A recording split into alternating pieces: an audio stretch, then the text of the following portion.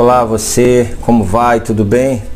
Estou aqui no meu cantinho, na minha biblioteca, meu refúgio, para onde eu tomo meus remédios espirituais, livros motivacionais em Cristo, livro didático, são minhas pílulas diárias de vitamina e alguns remédios para a minha alma, onde muitos homens de Deus foram usados pelo Senhor e trouxeram, através das suas experiências, direção, aconselhamento para aqueles que muitas vezes estão vivenciando alguma situação contrária. Então os livros, para mim, eu tenho muitos amigos, Tem muitos amigos. Há muita gente eu tenho também muitos amigos no Facebook. Porém, eu tenho muitos amigos aqui nessa estante também. Dr. Martin Lloyd Jones, John Stott, tantos que aqui se encontram, Moody, G. Packer, Os Puritanos, são tantos livros que se encontram aqui, Dr. McGrath e tantos outros que em vários momentos da minha vida são lenitivos para trabalhar na minha alma. Bem, mas eu queria hoje estar trazendo para você algumas coisas, porque a gente às vezes vê tanto livro, as pregações no YouTube, a gente acha que o pastor não há experiências que coadunam com a palavra, com o propósito de Deus para a sua vida. E eu queria falar um pouquinho a partir de agora, em alguns vídeos, sobre algumas experiências muito significativas que eu tive com o Senhor. Isso não é questão sine qua non para dizer que Deus está conosco, está com aquele que está caminhando. Até porque Mateus capítulo 7, versículo 21 vai dizer: muito naqueles dias dirão, Senhor, Senhor, expulsei demônios, fiz muitos milagres, etc. E o Senhor vai dizer explicitamente: eu nunca te conheci, apartai-vos de mim, vós que praticais a iniquidade.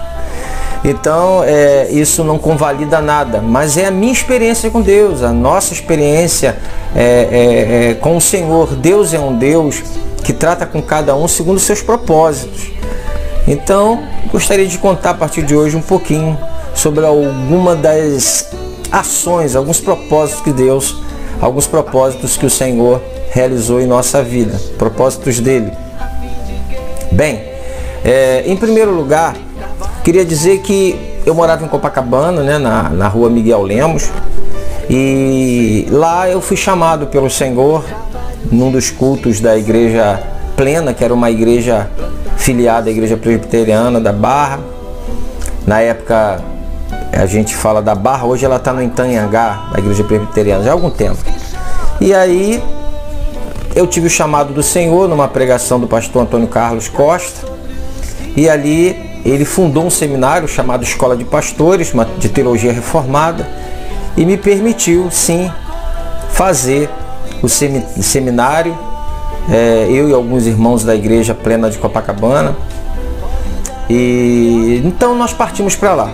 Nesse ínterim, Deus moveu meu coração da minha esposa para nós comprarmos a nossa casinha, o sonho do brasileiro. E paramos de pagar um aluguel lá que era muito caro para nós virmos para a Olaria, onde minha irmã morava, onde eu fui criado. Minha esposa foi criada em Copa, mas eu, dos 15 anos, vim para a Olaria. E voltamos aqui, o custo de vida é mais barato, o imóvel, e a gente resolveu, então, estar juntando dinheiro para comprar aqui. Então, colocamos isso em prática, começamos a economizar, fazer o nosso pezinho de meia. Só que nesse período, sempre o sonho da minha esposa foi ser comissária de bordo. Ela viajava quando era pequena com o pai e com a mãe de avião, e aí ela via esses comissários, aquilo foi gerando dentro dela uma identificação, e ela queria muito ser comissária. Só que a vida vai nos levando para um lado, para o outro, não conhecia Jesus e não realizou o seu sonho. Então em 2000, lá já nos seus 26 anos, ela então faz uma oração num papel. Nós temos o papel até hoje, mas ele se apagou. E na verdade ela faz uma oração pedindo a Deus para melhorar de vida, para ajudar a família dela, e realizar o sonho dela, que era ser comissária de bordo. E Deus, pela sua infinita misericórdia, atendeu esse pedido. Como foi isso? Certa vez, depois de 3 meses de ter essa oração estar lá no armário dela, um CEO, né, o presidente de uma companhia aérea, começou a ir almoçar e jantar na churrascaria, no restaurante que ela trabalhava. Era Mários de Ipanema, Mários de Copacabana. Tinha uma em Ipanema também, hoje já fechou. Então, ele gostou muito, né, da desenvoltura dela no trabalho, no carisma dela com as pessoas. E ele estava hospedado no antigo Meridian, né, era um hotel. E ele então a convidou para trabalhar na empresa dele. E ela disse, mas trabalhar de quê? 3 meses depois. E ela disse, de comissária de bordo. Ele disse, de comissária de bordo. Olha, foi uma coisa assim, que ela ficou, meu Deus. E justamente no papelzinho que ela fez o pedido de oração estava assim, eu quero realizar meu sonho de ser comissária de bordo. E ele então a convidou. E ela disse, mas eu não sei falar inglês. Você vai fazer o seguinte, a empresa vai pagar para você 1 ano do curso de inglês. Pode escolher um professor particular, um curso, e a empresa vai pagar para você. Mas eu não tenho um curso de comissária. Não tem problema, você vai fazer lá em Dubai.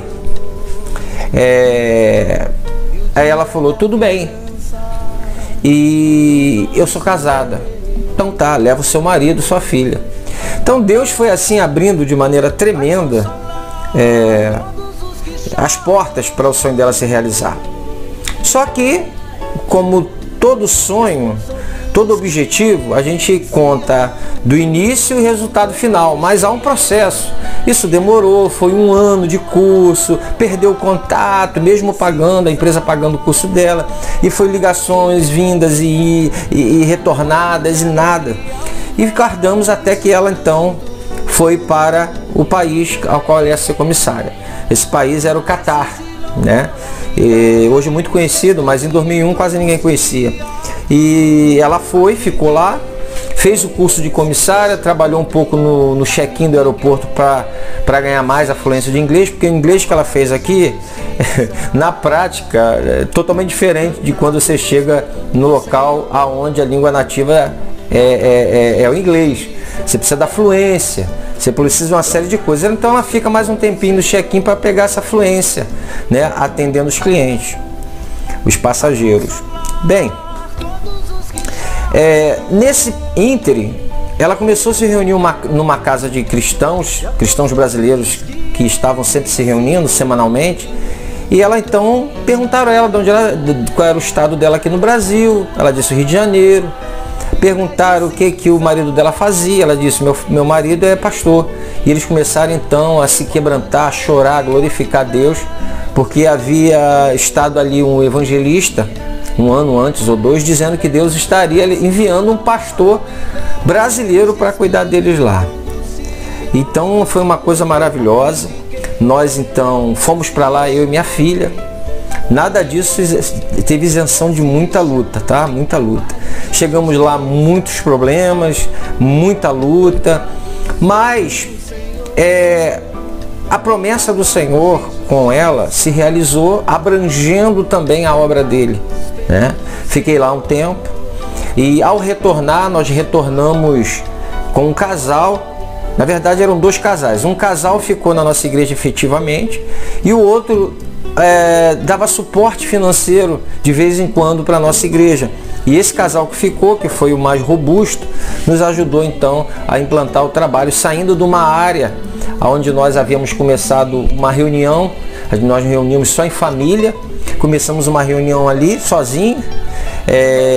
Não gostaria de ter ficado sozinho. Eu não aconselho ninguém montar a igreja desligado de um suporte, né, de outra igreja, com a igreja estabelecida, uma igreja mãe, porque é muito difícil. Mas nessa época, se vocês se lembrarem, não existia ainda a linha amarela e eu não tinha carro, então para ir lá para a Barra era muito complicado. e ficava difícil para a gente. Então eu conversei com o pastor Antônio Carlos Costa, que foi quem abriu a possibilidade de eu fazer o seminário, me batizou minha esposa, minha filha. Então ele falou, então tudo bem, Miguel, olha, tinha um outro pastor do nosso seminário que estava também plantando trabalho aqui em Braz de Pina com um dos seminaristas lá de onde eu estudava. Eu vim como pastor auxiliar, como um auxiliar para ele, só que depois Deus acabou nos levando para caminhos distintos, né? Eu implantei esse trabalho, não tinha ninguém, eu, minha esposa, minha irmã, minha sobrinha, minha filha, começamos ali, então a igreja começou a caminhar e com o suporte desse casal, já estou falando depois, né? Quando a gente foi para o Catar e voltou, com o suporte desse casal, abrimos na frente ali, onde é a BRT hoje, em Olaria, Rua Eteovina 127. Então eu queria deixar esse pequeno testemunho do Senhor realizar os propósitos dele na nossa vida. E se você observar, ele não levou minha esposa simplesmente para ela realizar um sonho, mas ele tinha um propósito de nós sairmos de uma área que nós estávamos pequenininha e alugar um local bem maior. Então Deus sempre nos abençoa, mas de maneira abrangente, alcançando o objetivo dele na obra dele no seu total, e muitas vezes para também abranger pessoas que estão ao nosso redor. Então glorifica a Deus. Nós viemos do Catar, a igreja, alugamos um local maior, estamos até hoje ali na Rua Eteovina, número 127, em Olaria. E quero dizer para você que é isso. Deus atende as nossas orações segundo os seus propósitos, né? Segundo o seu querer, Ele ouve as nossas orações. Então, não desista, continue orando, busque ao Senhor. Se for do Senhor, Ele vai ouvir. Se esse não for melhor para você, Ele não vai ouvir e vai abrir outra porta.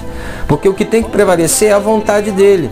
É muito difícil. Muitas vezes nós dizemos assim no final das nossas orações: seja feita a tua vontade, não a minha, como Jesus falou. Mas é o melhor, porque está no centro da vontade de Deus.